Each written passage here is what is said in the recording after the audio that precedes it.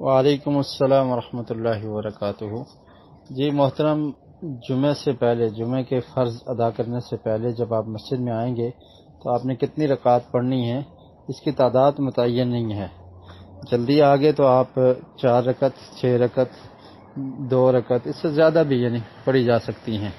نبی کریم صلی اللہ علیہ وسلم کا ارشاد ہے، صحیح بخاری میں حدیث ہے، حضرت سلمان فارسی رضی اللہ تعالیٰ عنہ اس کے راوی ہیں، فرمایا ثم یصلی ما کتب لہ، کہ جو آدمی مسجد میں آتا ہے جمعے کے دن اور پھر جو اس کے مقدر میں ہے اتنی وہ پڑھ لے، تو یہ کم از کم 2 ہیں اور اس سے زیادہ بھی پڑھی جا سکتی ہیں۔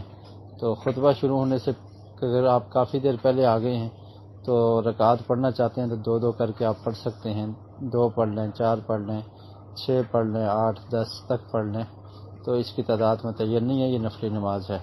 تو بہرحال کم از کم 2 پڑھ کے ہی بیٹھنا ہے، یہ ضروری ہے۔